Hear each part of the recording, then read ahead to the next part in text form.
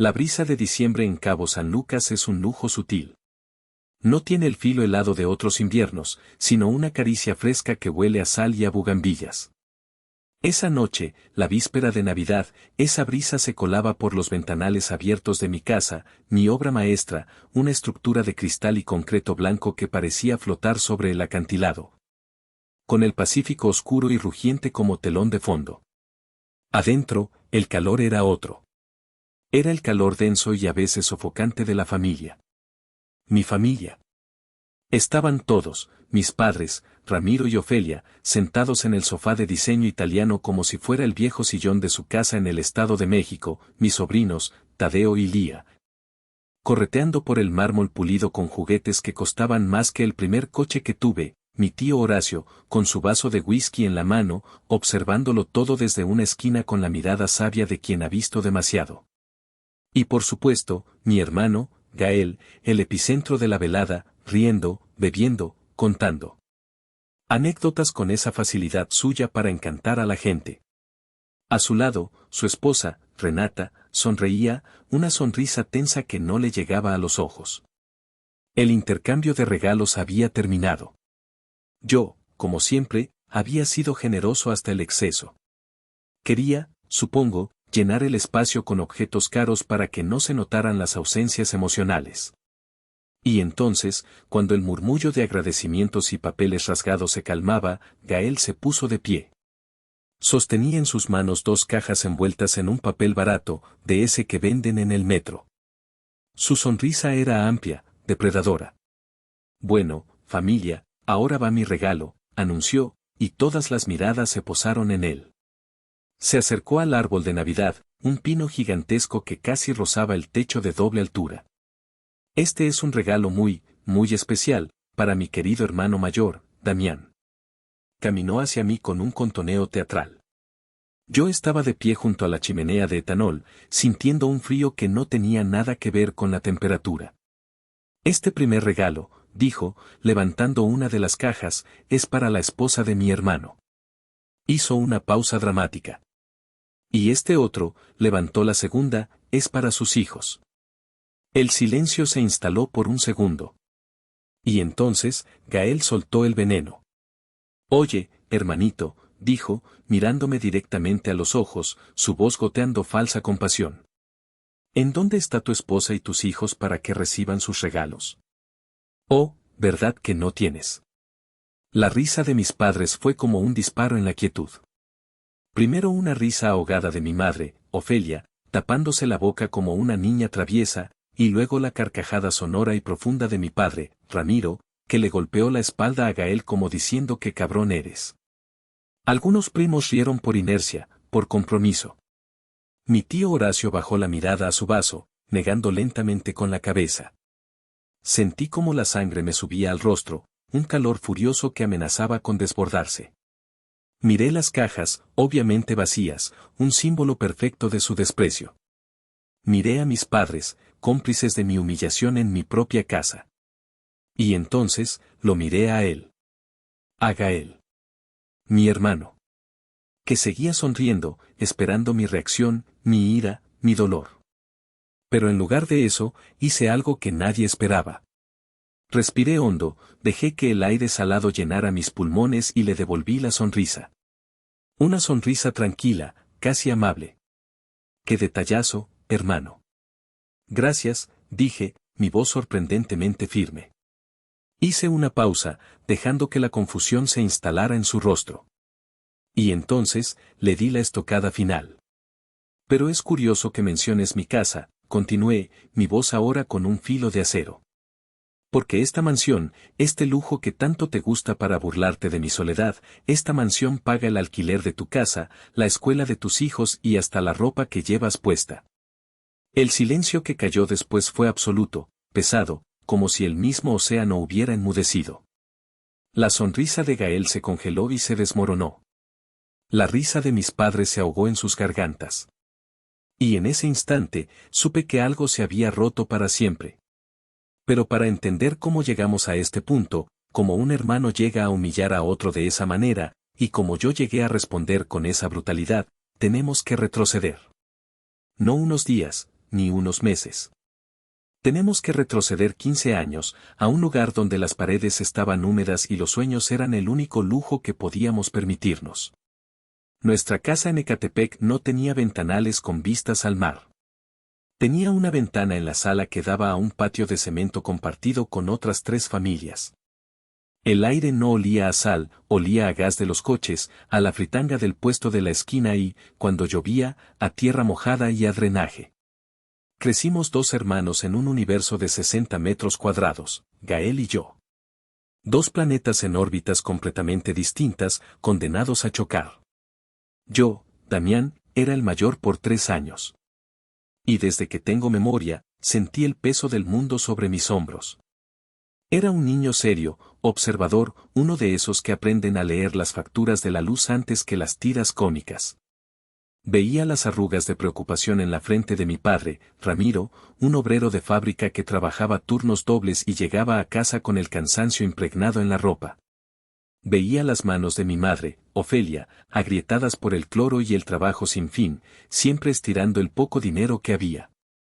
Mi refugio eran los libros y los dibujos. Mientras otros niños jugaban al fútbol en la calle, yo me sentaba en el suelo de la sala y dibujaba casas. No las casas que veía, sino las que imaginaba. Casas con techos que no se goteaban, con paredes que no guardaban humedad, con habitaciones amplias y luminosas donde la gente podía respirar. Un día, con 10 años, después de una tormenta terrible, una gotera se abrió justo encima de la mesa donde hacía mi tarea. El agua sucia comenzó a caer sobre mi cuaderno de matemáticas, borrando los números que con tanto esfuerzo había escrito. Se lo enseñé a mi padre. Él miró la mancha oscura en el techo, suspiró con esa resignación que lo caracterizaba y dijo, ni modo, mijo. Es lo que hay. Pon una cubeta. Esa noche, mientras escuchaba el rítmico, ploc, ploc, ploc, del agua cayendo en la cubeta de plástico, tomé una decisión. Yo no aceptaría lo que hay. Yo construiría algo mejor.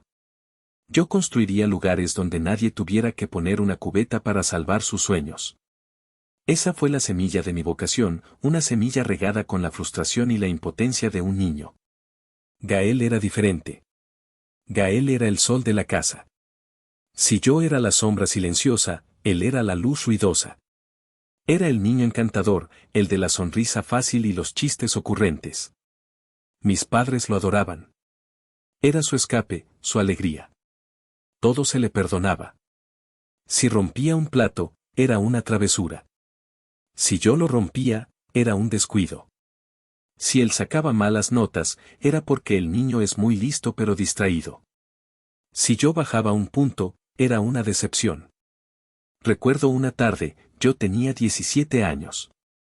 Llevaba 2 meses trabajando los fines de semana en una obra, cargando sacos de cemento y mezclando concreto. Cada músculo de mi cuerpo dolía, mis manos estaban llenas de callos. Ahorré cada peso para comprar los libros de preparación para el examen de la universidad. Eran caros, una fortuna para nosotros. Ese mismo día, llegué a casa con mi pila de libros, sintiéndome orgulloso. En la sala, estaba Gael, de 14 años, desempacando una consola de videojuegos nueva. Mis padres lo miraban con una sonrisa radiante. ¿Y eso?, pregunté, mi voz más seca de lo que pretendía. Mi madre se giró hacia mí, su sonrisa se atenuó un poco. Ay, mijo, es que tu hermano andaba muy triste. Y pues, con unos ahorritos que teníamos, para que se distraiga el niño. No todo en la vida es estudiar, ¿verdad? Miré mis libros, el fruto de mi sudor y mi esfuerzo. Miré la consola, el fruto de sus ahorritos. Y entendí que en esa casa, mi esfuerzo siempre competiría contra sus caprichos. Y casi siempre, perdería. No dije nada. Subí a mi cuarto, un pequeño espacio dividido del de Gael por una cortina, y empecé a estudiar. El sonido de los disparos y explosiones del videojuego fue la banda sonora de mi preparación para el futuro. Un futuro que sabía, con certeza absoluta, que tendría que construir solo. 5 años después, el futuro que había empezado a construir entre el ruido de los videojuegos de Gael y el olor a cemento de mis trabajos de fin de semana, dio su primer fruto tangible. La invitación a mi ceremonia de graduación de la Facultad de Arquitectura de la UNAM llegó por correo. Era un cartón grueso, elegante, con el escudo de la universidad en relieve dorado. La sostuve en mis manos como si fuera un trofeo. Era la prueba. La prueba de que había valido la pena, de que el niño que dibujaba casas en el suelo de la sala no se había equivocado. Yo era el primer universitario no solo de mi familia inmediata, sino de todo el árbol genealógico de los Ramírez y los González.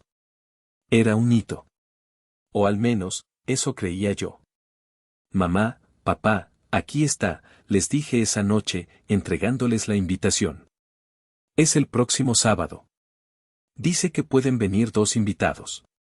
Mi madre, Ofelia, tomó la invitación y la miró con una mezcla de orgullo y confusión, como si estuviera leyendo un idioma extranjero. Arquitecto Damián Ramírez González, leyó en voz alta. Una sonrisa se dibujó en su rostro. ¡Ay, mijo, qué bonito suena! Mi padre, Ramiro, la miró por encima del hombro. Asintió con la cabeza, un gesto parco que en su lenguaje significaba aprobación. Bien hecho, muchacho. Ya era hora. Gael, que entonces tenía 19 años y una impresionante colección de trabajos que le habían durado menos de 3 meses, ni siquiera levantó la vista de su teléfono. Chido, murmuró. Pasé la semana flotando. Imaginaba la escena, yo, con mi toga y birrete, subiendo al estrado a recoger mi título. Y entre la multitud, mis padres, aplaudiendo, sus rostros llenos de ese orgullo que yo tan desesperadamente anhelaba. Sería el momento en que, por fin, entenderían mis ausencias, mis horas de estudio, mi seriedad. Entenderían que todo había sido por esto. Por ellos. Por nosotros. El sábado de la graduación amaneció soleado y claro. Me puse mi mejor traje, uno que había comprado a crédito y que todavía estaba pagando. Me miré al espejo. No veía al chico flaco y lleno de polvo de la obra. Veía a un arquitecto. Me sentía invencible. Quedamos en que mis padres tomarían un taxi para llegar al campus. Yo me fui antes para reunirme con mis compañeros. La ceremonia comenzó. Uno a uno, mis amigos y compañeros fueron nombrados. Sus familias gritaban, aplaudían, hacían sonar cornetas. Yo buscaba con la mirada en las gradas. Veía los 2 asientos vacíos que les había reservado. Un poco de tráfico, me dije. Ecatepec está lejos. Mi nombre sonó por los altavoces. Damián Ramírez González, con mención honorífica. Me puse de pie. Mi corazón latía con fuerza. Caminé hacia el presidium, una sonrisa nerviosa en mi rostro. Miré una última vez hacia las gradas. Los asientos seguían vacíos. La sonrisa se me congeló. Recogí el diploma, un rollo de cartón atado con un listón azul y oro. El rector me dio la mano. No hubo gritos para mí. No hubo aplausos de mi familia. Solo un silencio incómodo que pareció durar una eternidad. Regresé a mi asiento, el diploma en mi mano se sentía pesado, hueco. Saqué mi teléfono. No había llamadas perdidas. No había mensajes. Marqué el número de casa. Nadie contestó. Marqué el celular de mi madre. Buzón de voz. El de mi padre. Buzón de voz. Un pánico helado comenzó a apoderarse de mí. ¿Y si les había pasado algo? La ceremonia terminó. Mis compañeros se abrazaban con sus familias, se tomaban fotos. Yo estaba solo, de pie en medio de la euforia ajena. Y entonces, vi una figura familiar acercándose. Era mi tío Horacio. Felicidades, arquitecto, me dijo, dándome un abrazo de oso que casi me saca el aire. Sabía que lo lograrías, cabrón. Tío, ¿qué haces aquí? ¿Y mis padres? ¿Les pasó algo?, pregunté, mi voz temblorosa. La sonrisa de mi tío se desvaneció. Su rostro se endureció. No les pasó nada, Damián. No te preocupes. Hizo una pausa, buscando las palabras. Tuve que llevar a tu hermano al hospital esta mañana. Mi corazón se detuvo. ¿Qué? ¿Está bien? Mi tío soltó una risa amarga. Sí, está perfecto. Se cayó de la motocicleta de un amigo. Iban haciendo carreras, el muy idiota. Se raspó una rodilla y se asustó. Tus padres están con él en la clínica. Dicen que el niño está muy traumado. Me quedé mirándolo, sin poder procesar la información. Una rodilla raspada. Un susto. Y por eso, se habían perdido el momento más importante de mi vida hasta entonces. Por eso, ni siquiera habían sido capaces de enviar un mensaje. Ellos, empecé a decir, pero la voz se me quebró. Mi tío Horacio me puso una mano firme en el hombro. Escúchame bien, Damián. Lo que hiciste hoy es grande. Muy grande. No dejes que ellos, con su ceguera, te lo hagan pequeño. ¿Entendido? Asentí, incapaz de hablar. Esa tarde, mi tío me invitó a comer para celebrar. En el restaurante, mientras él hablaba con orgullo de mis logros, yo miraba mi diploma sobre la mesa. Por un lado, era el símbolo de mi éxito. Por el otro, era el recordatorio de que, para mi familia, mis victorias siempre estarían en un segundo plano frente a las trivialidades de Gael. Era una lección dolorosa, pero una que, lamentablemente, apenas estaba empezando a aprender. Los años que siguieron a mi graduación fueron una vorágine de trabajo. Entré como dibujante en un despacho de arquitectos de renombre. Mis jornadas eran de 80 horas semanales, a veces más. Vivía a base de café, adrenalina y un hambre feroz de demostrar mi valía. Mientras mis antiguos compañeros de universidad salían de fiesta, yo me quedaba hasta tarde estudiando planos, aprendiendo sobre estructuras, materiales y, sobre todo, sobre el negocio. Absorbía todo como una esponja. Mientras tanto, la vida de Gael seguía su propio ritmo, uno mucho más pausado y errático. Se casó con Renata, su novia de toda la vida, en una boda que mis padres pagaron con un préstamo que tardarían años en liquidar. Yo no pude evitar sentir una punzada de amargura al recordar que, para mis gastos universitarios, nunca hubo ahorritos. Tuve un par de trabajos esporádicos, vendedor en una tienda departamental, asistente en un taller mecánico, repartidor. Ninguno le duró más de 6 meses. Su excusa era siempre la misma: el jefe era un idiota, no valoraban mi talento, ese trabajo no era para mí. La llamada que lo cambió todo llegó una noche de martes. Yo acababa de llegar a mi pequeño apartamento alquilado, exhausto tras una presentación con un cliente importante. Eran casi las 11. El teléfono sonó. Era mi madre. Mijo, perdona la hora, su voz sonaba extraña, una mezcla de urgencia y vergüenza. ¿Qué pasa, mamá? ¿Están todos bien?, pregunté, mi mente ya imaginando lo peor. Sí, estamos bien. Es que, bueno, es tu hermano. Hizo una pausa. Renata acaba de tener al bebé. Ya eres tío, mi amor. Es un niño, se llama Tadeo. Una sonrisa se dibujó en mi rostro. ¿En serio? Qué buena noticia. ¿Están todos bien? ¿El bebé, Renata? Sí, gracias a Dios. Pero. Y ahí estaba el pero que siempre acompañaba cualquier noticia relacionada con Gael. El problema, mijo, es que a tu hermano lo despidieron la semana pasada. Y pues, no tenemos dinero. El niño necesita pañales, leche. Renata está muy angustiada. Escuché un sollozo ahogado al otro lado de la línea. Era el arma secreta de mi madre, el chantaje emocional perfeccionado a lo largo de los años. Por favor, Damián. Ayúdanos.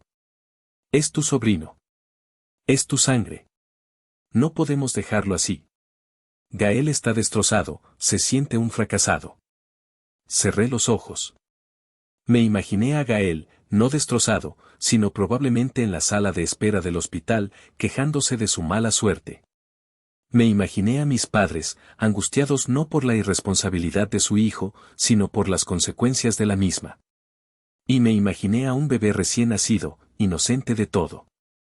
Ese bebé fue mi punto débil. ¿Qué culpa tenía él de tener un padre como Gael? Está bien, mamá. No te preocupes, dije, mi voz sonando a derrota. Mañana a primera hora les hago una transferencia. ¿Cuánto necesitan? Ella me dio una cifra.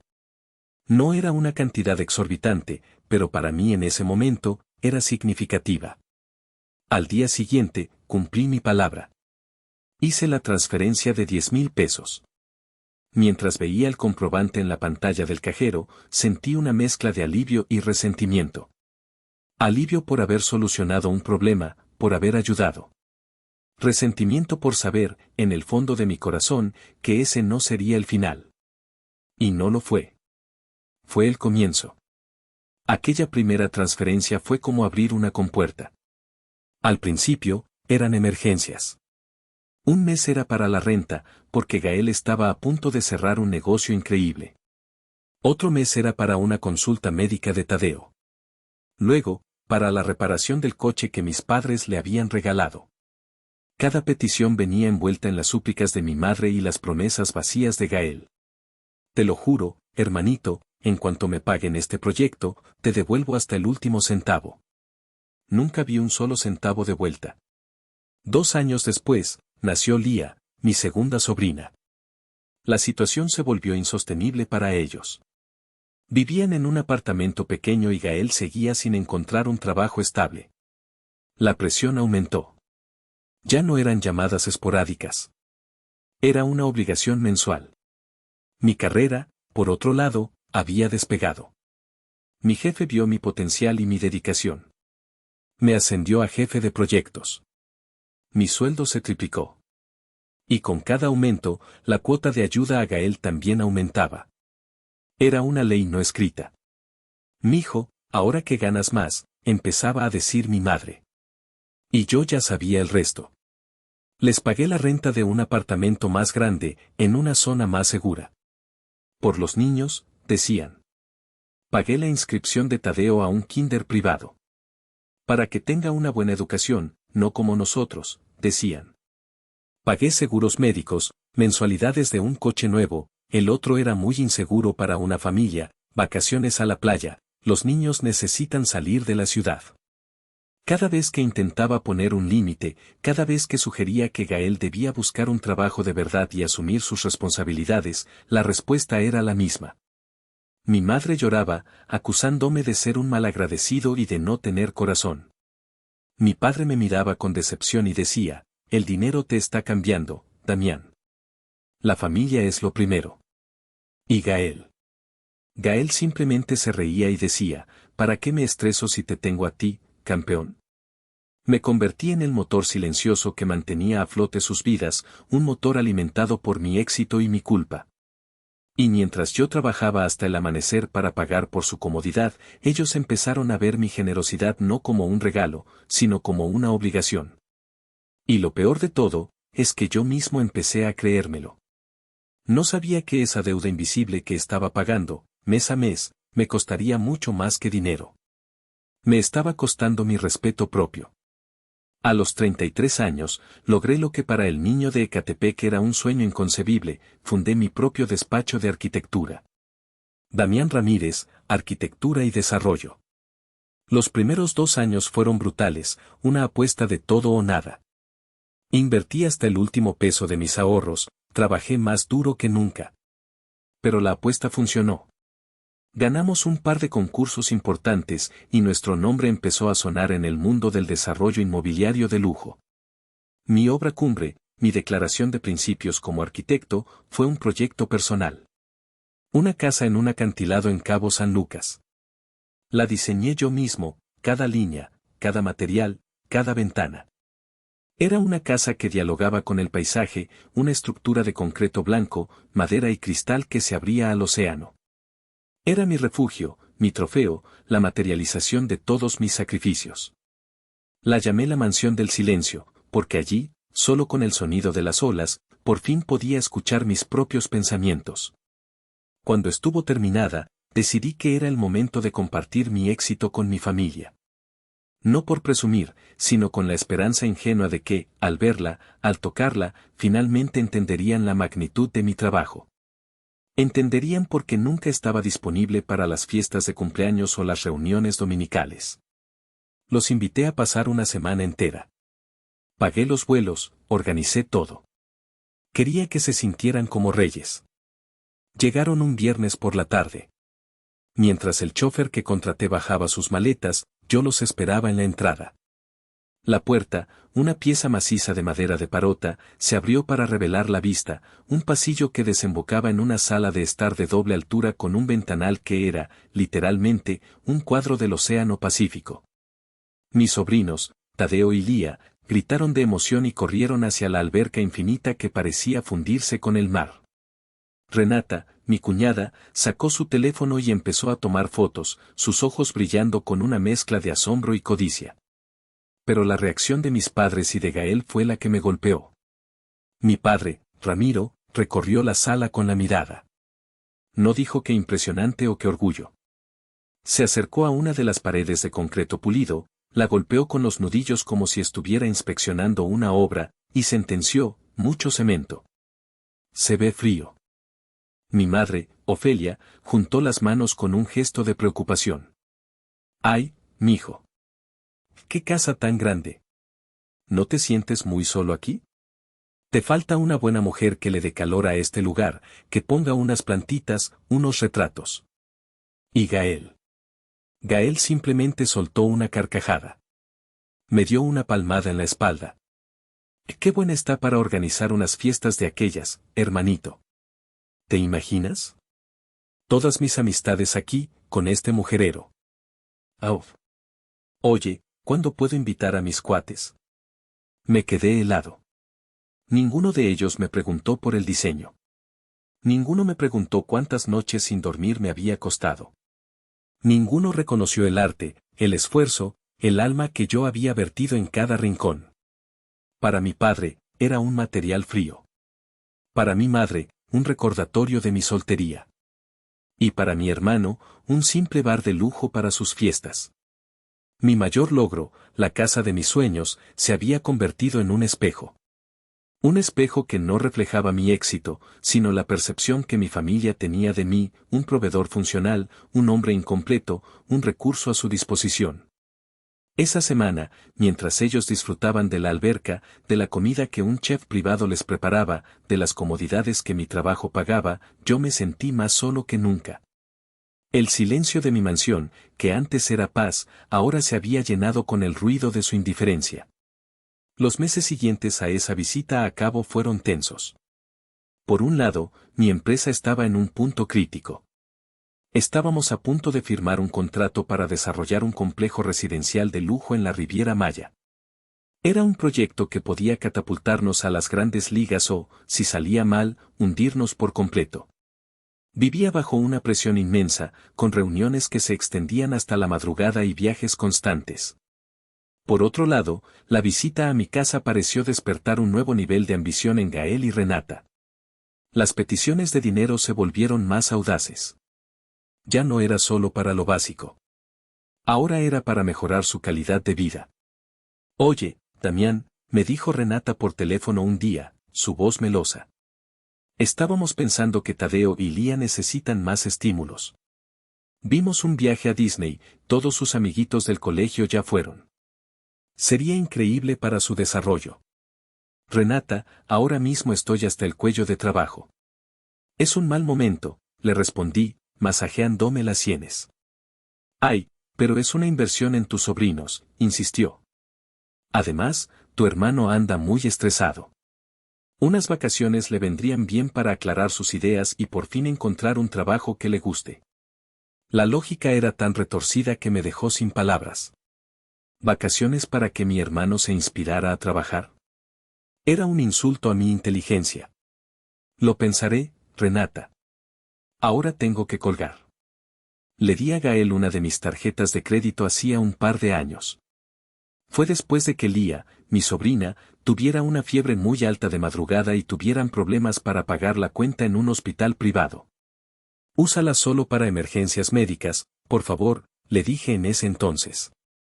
Y hasta donde yo sabía, no la había vuelto a usar.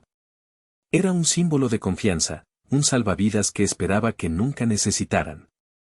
Un par de semanas después de la llamada de Renata, mientras revisaba mis estados de cuenta en línea, algo me llamó la atención.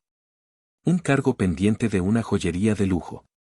Una cantidad exorbitante, 95,000 pesos mexicanos. El cargo estaba a nombre de una sucursal en Polanco, una de las zonas más exclusivas de la Ciudad de México. El concepto, reloj suizo. Mi primer pensamiento fue que me habían clonado la tarjeta. Llamé al banco de inmediato. Mientras esperaba en la línea, un sudor frío me recorrió la espalda. La operadora finalmente me atendió. Sí, señor Ramírez, me dijo después de verificar mis datos.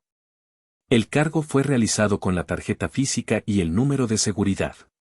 No parece una clonación. ¿Usted no reconoce esta compra? No, para nada, respondí. ¿Hay alguna tarjeta adicional ligada a su cuenta? Y entonces, el mundo se me vino encima. Sí, dije en un susurro. Hay una. A nombre de Gael Ramírez González. Colgué el teléfono. La sangre me hervía en las venas. No era el dinero. Era la traición. Era el abuso descarado de mi confianza. Había cruzado una línea que yo, en mi estupidez, nunca pensé que se atrevería a cruzar. Lo llamé de inmediato. Contestó al tercer tono, su voz despreocupada. ¿Qué onda, hermanito? ¿Cómo estás? ¿Dónde estás, Gael?, pregunté, mi voz era un témpano. Pues aquí, en la casa. No me mientas. ¿Acabas de intentar comprar un reloj de 95,000 pesos con mi tarjeta? Hubo un silencio al otro lado. Pude escuchar su respiración agitada. Ah, eso. No, hombre, ¿cómo crees? Fue un error. Se equivocaron de tarjeta. ¿Un error? Gael, el banco me confirmó que usaron la tarjeta física. ¿Qué demonios está pasando? Su voz cambió. Pasó de la negación a una especie de pánico mal disimulado. Oye, ya te dije que fue un error. Además, necesitaba el dinero, Damián, tú no entiendes. Tengo muchas presiones. ¿Presiones? ¿Qué presiones pueden justificar que robes a tu propio hermano? No te estoy robando, gritó. Además, con todo lo que ganas, ni cuenta te ibas a dar. ¡Qué exagerado eres!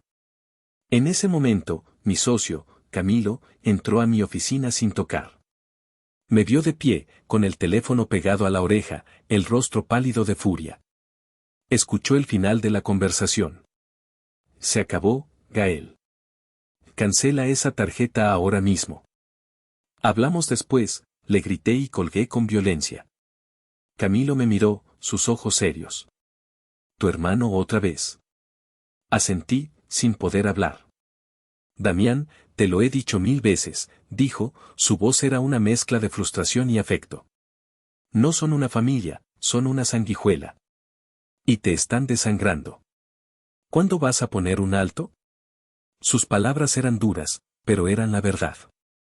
Y esa verdad, reflejada en el cargo de un reloj suizo que nunca pedí, por fin empezó a abrirse paso a través de la gruesa coraza de mi negación y mi sentido del deber mal entendido. La rabia inicial dio paso a una extraña y amarga claridad. Decidí que no podía dejarlo pasar. Esta vez, la confrontación no sería por teléfono. Necesitaba mirarlos a los ojos. Necesitaba que me dijeran en la cara por qué se sentían con el derecho de hacerme esto. Ese fin de semana, sin avisar, conduje las 3 horas de regreso a Ecatepec. Llegué a la casa de mis padres, el lugar donde había crecido. Era la misma casa, pero el sentimiento de hogar había desaparecido hacía mucho tiempo para mí. Toqué la puerta. Me abrió mi madre, su rostro se iluminó al verme. Mi hijo. ¡Qué sorpresa! ¿Por qué no avisaste? Necesitaba hablar con ustedes. ¿Está Gael? La sonrisa de mi madre se tensó. Sí, está en su cuarto. Pasa, pasa. ¿Quieres un café? Entré en la pequeña sala. Mi padre estaba viendo el fútbol en la televisión. Me saludó con un movimiento de cabeza. Gael apareció, su rostro era una máscara de falsa indiferencia. Siéntate, Damián, dijo mi padre, bajando el volumen de la tele. ¿Qué mosca te picó que vienes sin avisar? Me paré en medio de la sala. No me senté. Quiero hablar del reloj, dije, sin rodeos. Mi madre suspiró. Ay, Damián, ya tu hermano te explicó que fue un error. No fue un error, mamá. Fue un intento de robo. Y quiero saber por qué. Gael se cruzó de brazos. Ya te dije que no fue un robo. Además, era un regalo. Para ti. Quería darte una sorpresa por el gran contrato que vas a firmar. La mentira era tan absurda, tan insultante, que me quedé sin aire. ¿Un regalo para mí? ¿Con mi propio dinero? Miré a mis padres, esperando que vieran lo ridículo de la situación. Pero vi algo peor en sus ojos, lo estaban creyendo. O al menos, estaban dispuestos a fingir que lo creían. Claro, mijo, dijo mi padre, con un tono de reproche. El muchacho tiene un buen gesto contigo y tú te pones así. Siempre tan desconfiado. El dinero te está agriando el carácter. Esa fue la bofetada. La bofetada de realidad que necesitaba. No era solo Gael. Era todo el sistema familiar que habían construido. Un sistema donde Gael era la víctima perpetua y yo el villano insensible. Un sistema donde sus mentiras eran buenos gestos y mi reclamo justo era una exageración. Un sistema diseñado para protegerlo a él y para explotarme a mí. Un buen gesto, repetí, mi voz temblando de una furia contenida. ¿Saben cuántas horas tengo que trabajar para ganar 95,000 pesos? ¿Saben los sacrificios que hago, no solo por mí, sino para que a ustedes no les falte nada? ¿Para que Gael pueda vivir sin trabajar? ¿Y su buen gesto es robarme? No uses esa palabra, gritó mi madre, sus ojos llenándose de lágrimas. Es tu hermano. ¿Cómo te atreves a hablarle así? Me di cuenta de que era inútil. Estaba hablando con una pared. Una pared construida con años de favoritismo, de negación y de una lógica tóxica que yo nunca podría penetrar. Me di la vuelta, derrotado. No había nada más que decir. Mientras caminaba hacia la puerta, escuché la voz de mi padre a mi espalda. Nunca cambias, Damián. Siempre pensando en el dinero. Nunca entenderás lo que es la familia de verdad. Esa frase se me clavó en la espalda como un cuchillo. Pero mientras conducía de regreso a mi apartamento, el dolor se fue transformando en otra cosa. En una resolución fría y dura como el acero. Tenían razón en una cosa. Yo no entendía su versión de la familia. Y en ese momento, decidí que ya no quería entenderla. Ya no quería pertenecer a ella. Se había acabado. Llegué a mi oficina sintiéndome vacío, como si me hubieran extirpado algo. Fui directamente al despacho de Camilo.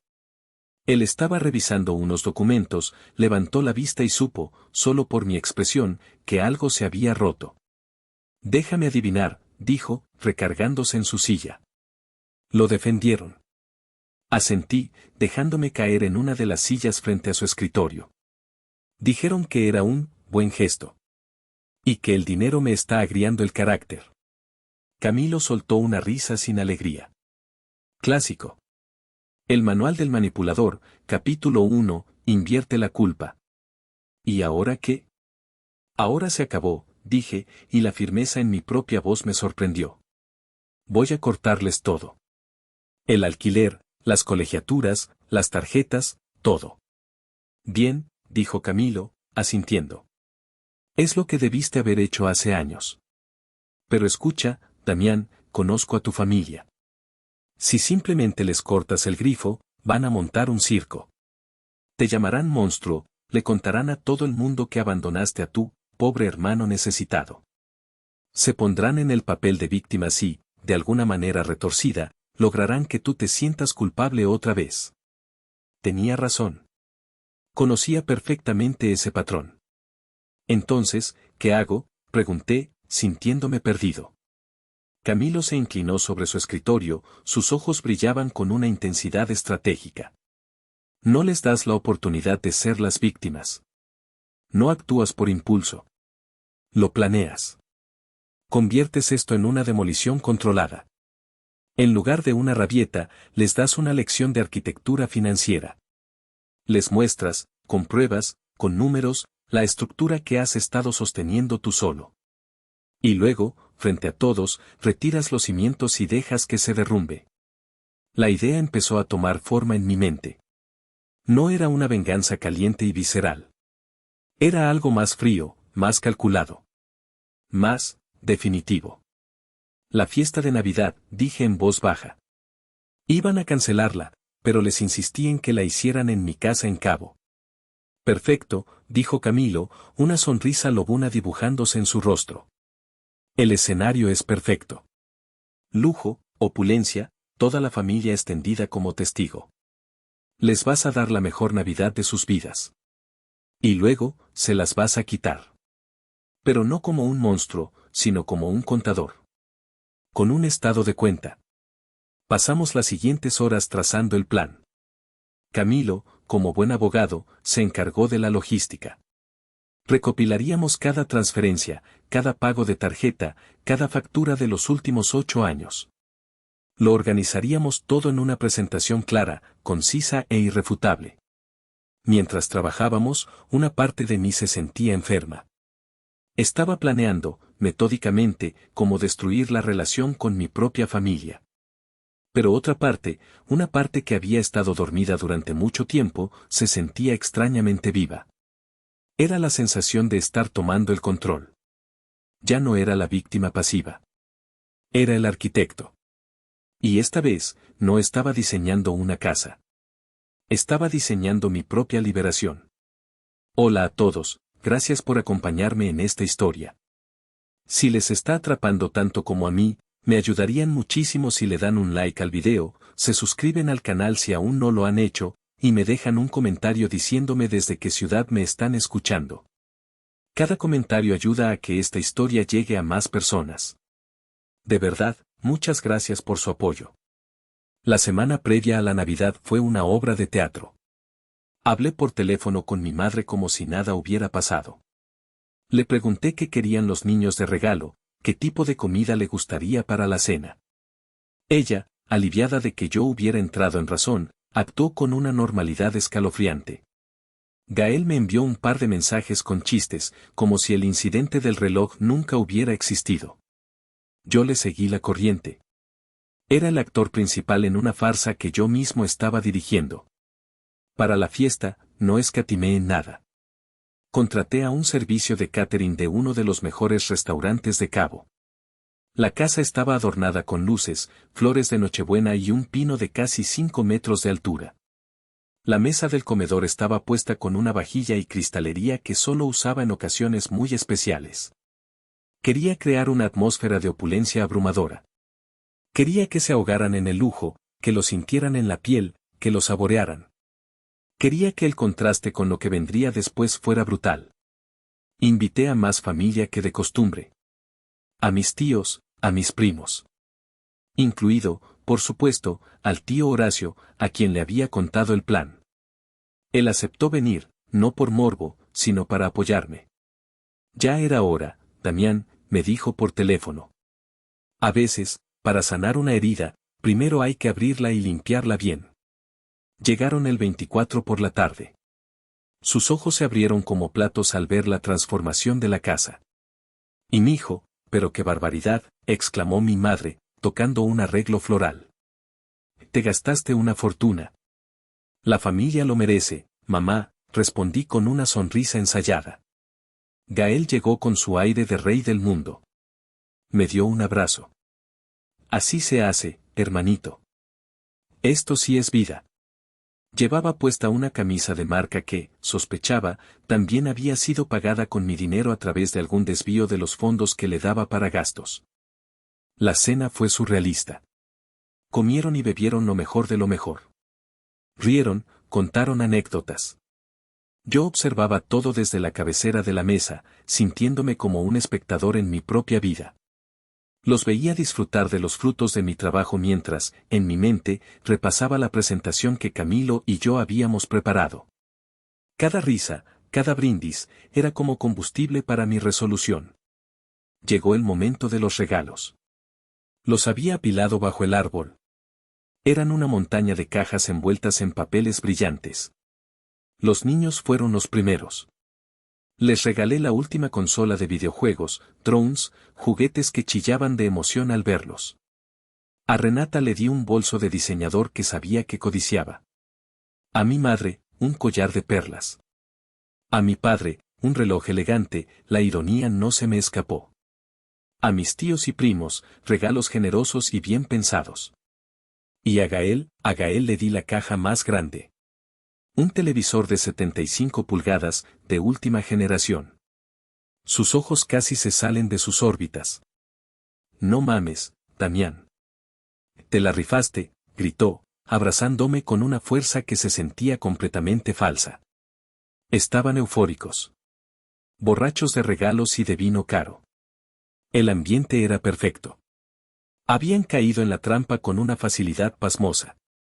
Estaban en la cima de la montaña rusa, disfrutando de la vista, sin saber que yo estaba a punto de accionar la palanca que los haría caer en picada.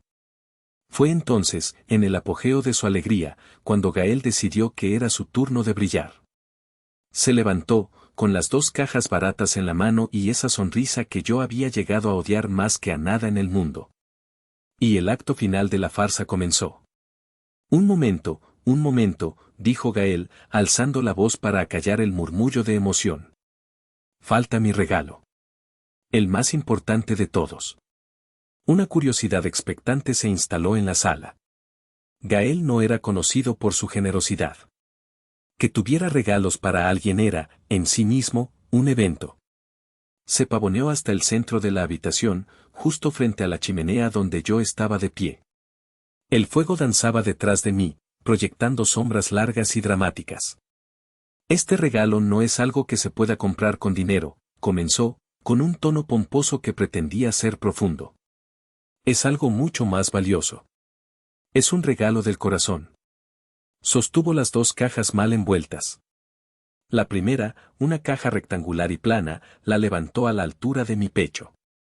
Este primer regalo, anunció, es para una persona muy especial que, aunque no está aquí, siempre está en los pensamientos de mi hermano. Es para, la esposa de Damián. El silencio fue instantáneo. Pude sentir la incomodidad de mis primos, la mirada de reproche de mi tío Horacio. Pero mis padres sonrieron, como si estuvieran presenciando la travesura más ingeniosa del mundo. Gael hizo una pausa, saboreando el momento. Luego, levantó la segunda caja, una más pequeña y cuadrada. Y este otro, continuó, su sonrisa ensanchándose, es para esas pequeñas personitas que llenan de alegría el hogar de un hombre. Es para, los hijos de Damián. Dejó las palabras suspendidas en el aire por un segundo. Y entonces, me miró directamente, fingiendo una epifanía. Oye, hermanito, dijo, su voz un susurro cargado de veneno. ¿En dónde está tu esposa y tus hijos para que reciban sus regalos? Actuó como si buscara a su alrededor una pantomima cruel. Ah, no, esperen, dijo, golpeándose la frente con la palma de la mano. ¡Qué tonto soy! Y entonces, la estocada final, con la voz llena de una falsa y empalagosa lástima, oh, ¿verdad que no tienes? Y estalló la risa. No fue una risa general. Fue específica, y eso la hizo aún más dolorosa. Fue la carcajada de mi padre, una risa de bar, gutural y burlona. Fue la risita aguda de mi madre, tapándose la boca pero con los ojos brillantes de malicia. Fueron un par de risas nerviosas de algunos parientes que siempre se ponían del lado de la mayoría. El resto de la sala permaneció en un silencio tenso, incómodo. Gael hizo una reverencia teatral, como un mago que acaba de completar su mejor truco. Estaba radiante. En su mente, había ganado. Me había reducido, frente a todos, a mi mayor vulnerabilidad. Me había recordado, en mi propia casa, rodeado de todo el lujo que mi esfuerzo había comprado, que a los ojos de ellos, yo era un fracasado. Un hombre solo. Lo dejé disfrutar su momento. Lo dejé bañarse en las risas de mis padres. Observé su rostro, memoricé su expresión de triunfo. Porque sabía que esa expresión estaba a punto de ser borrada de su cara para siempre. Cuando las risas comenzaron a apagarse, dejando una estela de incomodidad en el aire, di un paso al frente. No levanté la voz. No mostré enojo. Simplemente sonreí. Una sonrisa serena, casi divertida, que los descolocó por completo. ¡Qué detallazo, hermano! Gracias, dije. Mi voz era tranquila, clara. Siempre tan ocurrente. Gael, confundido por mi falta de reacción, intentó mantener su bravuconería. Para que veas que pienso en ti, hermanito. Oh, lo sé. Y yo también he estado pensando mucho en ti, respondí. Hice una pausa y luego, pronuncié las palabras que había ensayado en mi mente 1000 veces. Pero es curioso que menciones mi casa. Porque esta mansión, este lujo que tanto te gusta para burlarte de mi soledad, esta mansión paga el alquiler de tu casa, la escuela de tus hijos y hasta la ropa que llevas puesta. El efecto fue inmediato. Fue como si hubiera absorbido todo el sonido de la habitación. La sonrisa de Gael se desvaneció como si se la hubieran arrancado del rostro. Mis padres dejaron de reír, sus bocas se abrieron ligeramente. ¿Qué estás diciendo?, balbuceó Gael, su rostro empezando a enrojecer. ¿Ahora me vas a humillar por ayudarme con unos cuantos pesos? Unos cuantos pesos, repetí, y esta vez, una risa amarga escapó de mis labios. No, Gael. No son unos cuantos pesos. Y no te estoy humillando. Te estoy educando. Me giré y tomé el control remoto del sistema de entretenimiento. Con un clic, el enorme televisor de 75 pulgadas que le acababa de regalar a Gael cobró vida. Pero no apareció un partido de fútbol ni una película. Apareció la pantalla de una computadora. Mi socio, Camilo, me había ayudado a preparar la presentación. Era simple, elegante y brutalmente clara. El título en la pantalla decía, Inversión familiar Gael Ramírez G., 2017 a 2025. Verás, hermano, continué, mi voz ahora resonando en el silencio sepulcral. Como arquitecto, me obsesionan las estructuras. Y me di cuenta de que había una estructura financiera en esta familia que nunca había analizado a fondo. Así que lo hice. Con el control, pasé a la siguiente diapositiva. Era una hoja de cálculo. En la primera columna, los años.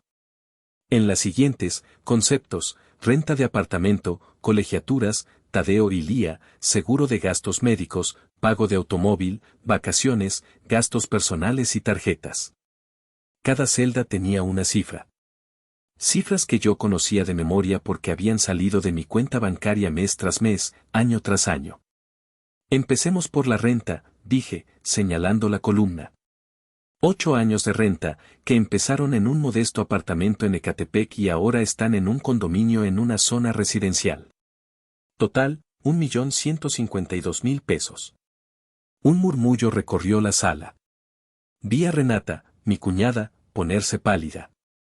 Sigamos con la educación de mis sobrinos, a quienes adoro, continué, cambiando de diapositiva. Kinder, primaria y secundaria en colegios bilingües privados. Total, 1.850.000 pesos. La mandíbula de mi padre estaba tensa. Mi madre miraba la pantalla como si no pudiera creer lo que veía. Seguros, el coche que manejas, esas vacaciones a Cancún y a la Riviera Maya de las que presumes con tus amigos. Fui pasando diapositiva tras diapositiva. Cada una era un martillazo. Cada cifra era un clavo en el ataúd de su arrogancia. Finalmente, llegué a la última diapositiva. Era un simple recuadro en el centro de la pantalla. El total. Total de la inversión, 4.850.000 pesos mexicanos. 4.850.000 pesos, dije, mi voz tranquila pero cargada de todo el peso de esos 8 años. Eso, hermano, no son unos cuantos pesos. Eso es una vida. Una vida que tú no te ganaste, pero que has disfrutado a mis costillas.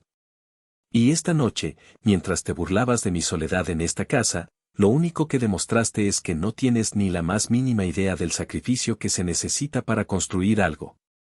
Solo sabes cómo consumir. Cómo parasitar. Nadie se movía. Nadie respiraba. Había lanzado el primer golpe. Un golpe demoledor, documentado e irrefutable. Pero la noche aún no había terminado. Faltaba la estocada final. El silencio que siguió a la revelación fue denso, casi sólido. Se podía sentir el peso de casi 5 millones de pesos flotando en el aire. Gael me miraba con una mezcla de odio y pánico. Sus labios se movían, pero no salía ningún sonido. Mi madre fue la primera en reaccionar. Se levantó del sofá, sus ojos llenos de lágrimas de furia. ¿Cómo te atreves, Damián?, gritó, su voz rompiendo el silencio. Lavar nuestros trapos sucios frente a todos. Humillar a tu propio hermano. El dinero te ha podrido el alma. No, mamá, la interrumpí, mi voz por fin subiendo de volumen. El dinero no me ha podrido. Lo que me ha podrido es su ceguera, su favoritismo. Lo que me ha podrido es trabajar como un animal para que ustedes vivan bien y que, a cambio, solo reciba burlas y desprecio. Mi padre se puso de pie junto a ella. Cállate la boca. Es tu obligación ayudar a tu hermano. Para eso es la familia. Para esto, pregunté, señalando a Gael. ¿Para mantener a un hombre de 32 años que se niega a trabajar? ¿Para financiar una vida de mentiras? Mi voz era firme. Por primera vez en mi vida, no sentía ni una pizca de culpa. Me sentía libre. Se acabó, declaré. Esta noche, el banco se cierra. Quiero que se vayan de mi casa. Tú, dije, señalando a Gael, tu esposa y tus hijos. Y ustedes dos también, añadí, mirando a mis padres. Si tanto lo quieren, ahora les toca a ustedes mantenerlo. El caos estalló. Mi madre lloraba histéricamente. Mi padre me gritaba que era un malagradecido. Mis tíos y primos no sabían dónde meterse. En medio de todo, Gael permanecía paralizado, su rostro era una máscara de terror puro. Y fue entonces cuando Renata, su esposa, que había estado callada y pálida como un fantasma, explotó. Se giró hacia su marido, y la mujer tensa y sonriente de la cena desapareció. En su lugar había una furia que nunca le había visto.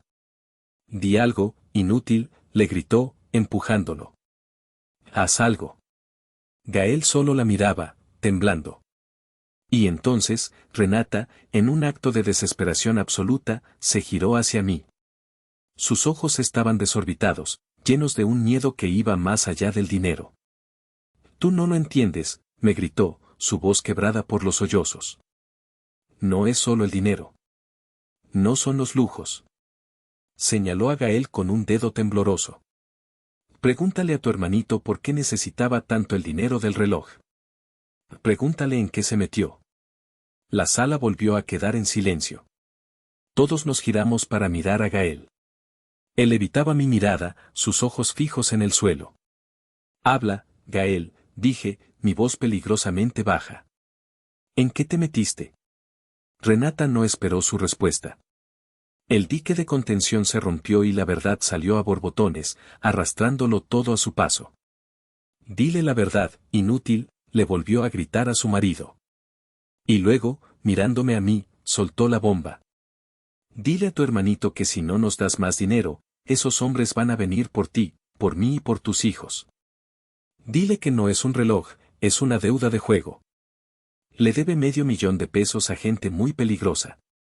La revelación cayó en la habitación con el peso de una losa de concreto. Deuda de juego. Gente peligrosa. Amenazas. De repente, la historia cambió de un drama familiar sobre dinero y resentimiento a un thriller sórdido y peligroso. El parásito que yo había estado alimentando no era solo un vago, era un adicto al juego que había puesto en riesgo a toda su familia. Y ahora, su desesperación, su traición, todo cobraba un nuevo y aterrador sentido. Y la pregunta que todos se hacían en silencio, la pregunta que gritaba en mi propia cabeza era, ¿qué iba a hacer yo ahora? El aire en la sala se volvió irrespirable. La confesión de Renata había cambiado las reglas del juego. Ya no se trataba de una lección moral sobre la responsabilidad, ahora, potencialmente, se trataba de la seguridad física de mi familia. De mis sobrinos. Vi a Tadeo y a Lía, acurrucados junto a su madre, llorando en silencio.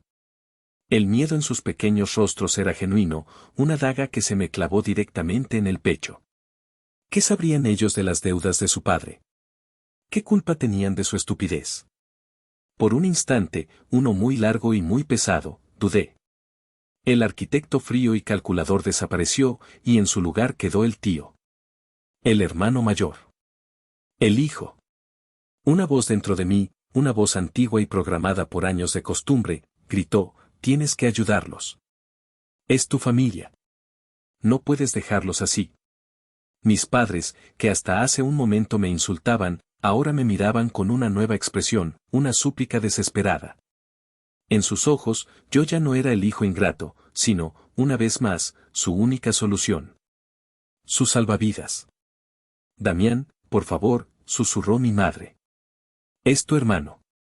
Es por tus sobrinos. Miré a Gael. Estaba encogido, patético. Pero en su mirada no vi arrepentimiento. Vi lo mismo de siempre, la expectativa.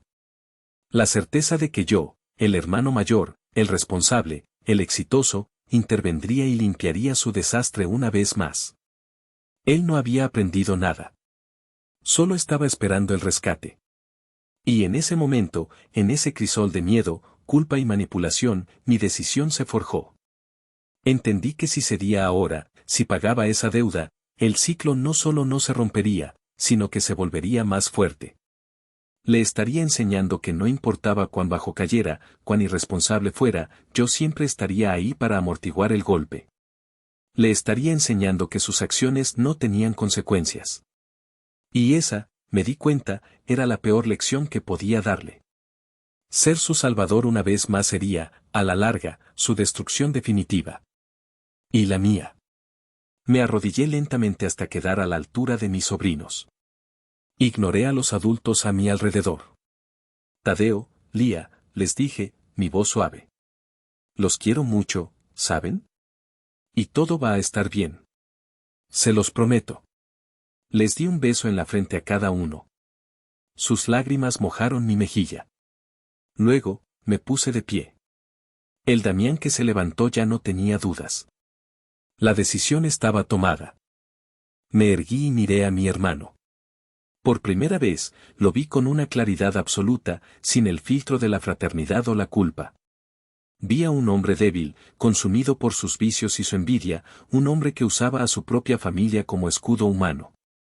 Tus deudas son tuyas, Gael, dije, y mi voz era el sonido de una puerta de acero cerrándose para siempre. Tus decisiones son tuyas. Los hombres a los que les debes dinero no son mi problema. Son la consecuencia de tus actos. Ya no pagaré por ellos.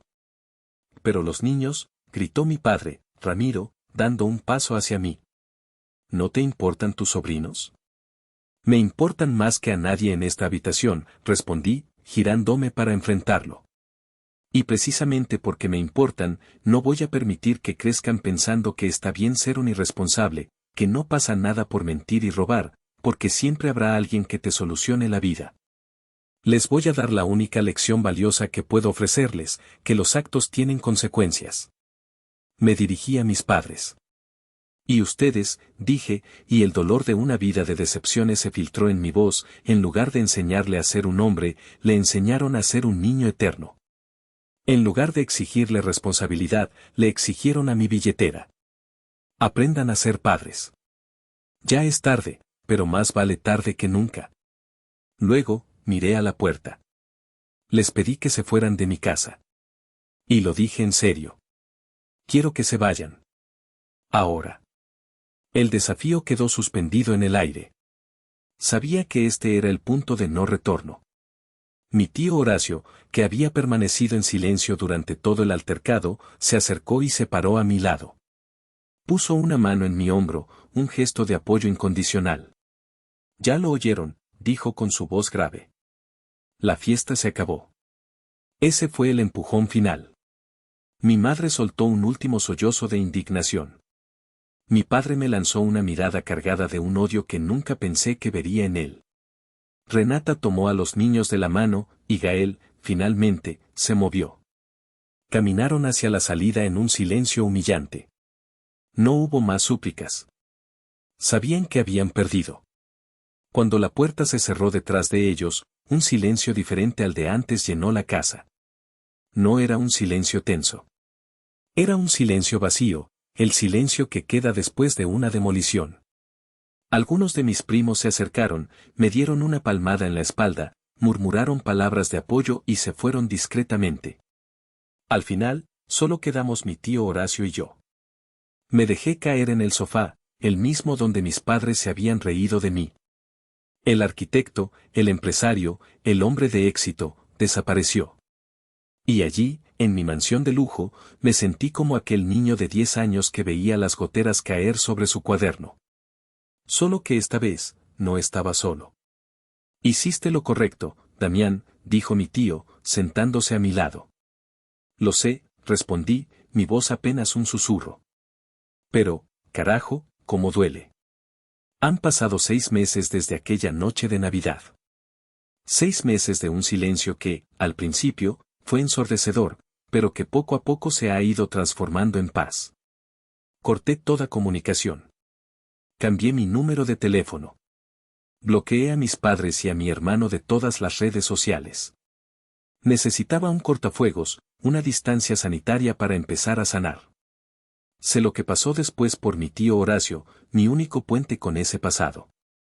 Me contó que Gael, enfrentado a una amenaza real y sin mi red de seguridad, tuvo que vender el coche que yo le pagaba. Mis padres, en un último acto de sacrificio ciego, hipotecaron la casa de Ecatepec para juntar una parte del dinero y negociar con los acreedores de Gael. Él y su familia tuvieron que mudarse a un pequeño apartamento en una zona mucho más humilde. Gael, por primera vez en su vida, a los 32 años, consiguió un trabajo de verdad, en un almacén, con un horario y un sueldo fijo. No sé si durará, pero es un comienzo. No siento alegría por su desgracia. No siento satisfacción. Siento una profunda y triste liberación. Yo no los destruí, simplemente dejé de sostener una estructura que estaba podrida por dentro. Les quité las muletas y ahora, por doloroso que sea, están aprendiendo a caminar por sí mismos. Mi relación con el resto de mi familia ha cambiado. Algunos me ven como un monstruo. Otros, como mi tío y algunos primos, me respetan más que nunca. He aprendido que la sangre te hace pariente, pero es la lealtad y el respeto lo que te convierte en familia. Y mi mansión del silencio ya no se siente vacía. Se siente como un santuario. Mi santuario. El lugar donde me reconstruí a mí mismo. He tomado una última decisión. Mi guerra nunca fue con mis sobrinos. Abrí un fideicomiso a nombre de Tadeo y Lía, administrado por mi tío Horacio.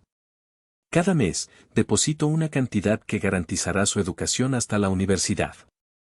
Es mi manera de proteger a los únicos inocentes en toda esta historia, sin volver a caer en el ciclo tóxico. Ellos son la única estructura de mi antigua familia que me interesa preservar. Ahora, mientras estoy aquí, en mi terraza, viendo el sol amanecer sobre el océano, ya no me siento solo.